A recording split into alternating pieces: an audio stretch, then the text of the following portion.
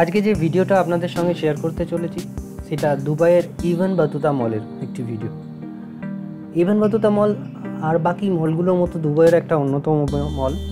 দুবাইয়ে আরও দুবাই মল আছে, এমিরেটস মল আছে, আরও অনেক মল আছে। তার মধ্যে এটি একটি অন্যতম মল।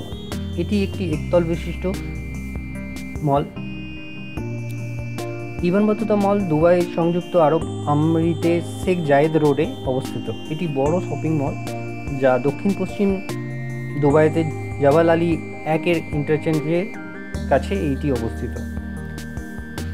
সম্ভবত 2005 সালে খোলা হয়েছিল এটি। এখানে নিয়ে নয় করে প্রায় 300রও বেশি স্টোর আছে। ইবন বাতুতা মলটা খুবই দেখতে সুন্দর এবং ভীষণ ভালো লাগে। প্রত্যেকটি ভ্রমণকারীর কাছে একটি অন্যতম। তার কারণ হচ্ছে এর যে সত্যি কথা বলতে দুবাইয়ের সমস্ত মলগুলি একটি অন্যরকম, একে অপরের সঙ্গে তুলনা করা যায় না। তবে এই মলটির বিশেষ আকর্ষণ হচ্ছে এখানকার যে সিলিংটা রয়েছে। আপনি যদি সিলিংগুলো দেখেন, সিলিংগুলোতে খুব সুন্দর বিশেষ জায়গাতে খুব সুন্দর সুন্দর আকাশের মতো একটা করা জায়গা পাবেন, যেখানে এই সিলিংগুলোতে আপনি যদি দেখবেন সেখানে দেখবেন যে আকাশের মতো করা রয়েছে। মানে আপনি বুঝতে পারবেন না আপনি কোনো শপিং মলের মধ্যে রয়েছেন না আপনি অন্য কোথাও রয়েছেন। এবং চারিদিকে এমন সুন্দরভাবে গাছপালা লাগানো রয়েছে, আপনি মনে হবে যেন একটি অন্য জগতের মধ্যেই রয়েছেন, পৃথিবীর মধ্যে একটি অন্য জায়গা। তো যাই হোক, আমি প্রথমবার গিয়ে এবং এখানকার সমস্ত কারুকার্যগুলো দেখে শুধু আকাশই নয়, কিছু বিশেষ যেমন এই জায়গাটিতে যে কারুকার্যগুলো করা রয়েছে খুব অসাধারণ। মানে এই সাইডটাতে আপনি দেখতে পাবেন পুরো আকাশের মতো করা রয়েছে, তার মধ্যে একটি তাল গাছের মতো গাছ দাঁড় করিয়ে রেখেছে। তো বিভিন্ন জায়গায় বিভিন্ন অ্যাঙ্গেল থেকে এক অদ্ভুত সুন্দর এই মলটি। তো আমি যখন প্রথম ভিজিট করেছিলাম দুবাই 2019 সালে, তখন প্রথম যে মলটা আমার স্টেইংয়ের যেখানে আমি থাকছিলাম তার পাশে ছিল, সেটা হচ্ছে ইবন বাতুতা মল। আমার পায়ে হেঁটে প্রায় 10 মিনিটের ডিস্টেন্স ছিল। তো যখনই সুযোগ পেতাম আমি অবসর টাইমে এই মলেই ঘোরাফেরা করতাম এবং মল থেকে জিনিসপত্র কিনতাম।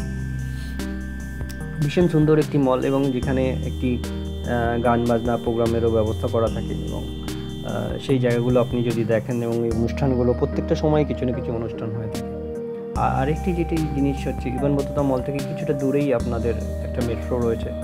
তো মেট্রো দিয়েও আপনি যাতায়াত করতে পারবেন। দুবাইয়ের সবথেকে ভালো যে জিনিসটা হচ্ছে এই যে জায়গাটি রয়েছে, এটি এখানে অনুষ্ঠানের জায়গা। এখানে বিভিন্ন ধরনের অনুষ্ঠান গানবাজনা হয়। তো প্রথম দিন যখন গেছিলাম সেখানে কোনো অনুষ্ঠান ছিল না, কিন্তু দ্বিতীয় দিন যখন যাই সেখানে একটি অনুষ্ঠানের ব্যবস্থা থাকে। এখানে একটা বিরাট হাতি রয়েছে, যা আপনার পুরো ভারতীয় কালচারের মতো একটা বিষয়। একটা ঐরাবত রয়েছে এবং ভেতরে যিনি রয়েছেন তিনি একজন পরিচালক, মানে একটা রাজা মহারাজা চেপে যাচ্ছেন ওই হাতির ওপরে করে।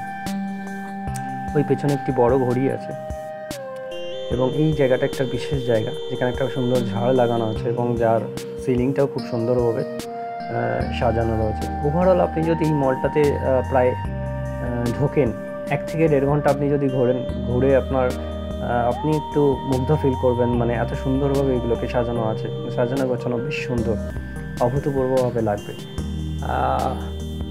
তো আমার তো খুবই রোমাঞ্চকর লেগেছিল, খুব ভালো লেগেছিল। আমি খুব ভালো ফিল করছিলাম, কারণ এই ধরনের মল আমি সেই সময় দেখিনি কোথাও। এবং ভীষণই পরিষ্কার পরিচ্ছন্ন এবং প্রত্যেকের আদব কায়দা, কথা বলার ভেতরে ভাবভঙ্গিমা সবই খুব সুন্দর।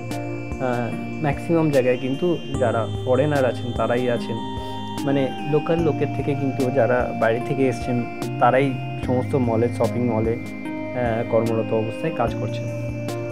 তো যাই হোক, আমার কাছে খুব সুন্দর লেগেছে। এইভাবে আরও অনেক জায়গায় দুবাইয়ের আমি ঘুরেছিলাম।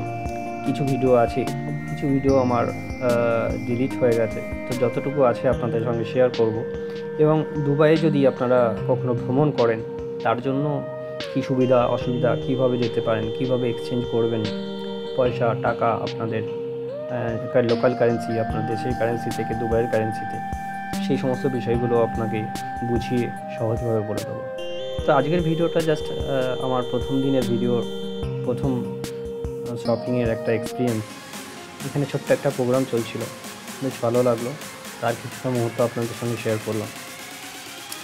তো যাই হোক, যদি ভালো লাগে একটা লাইক দেবেন, আর আশা করি আপনারা আমার সঙ্গে থাকবেন, যাতে ইন ফিউচার আরও আপনাদের ভিডিও এবং তথ্য জানকারি আপনাদের সঙ্গে শেয়ার করতে পারি। Thank you for watching.